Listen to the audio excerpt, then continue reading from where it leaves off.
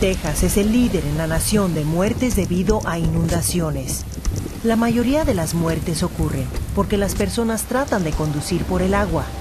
2 pies de agua con rápido movimiento puede mover hasta los vehículos más grandes.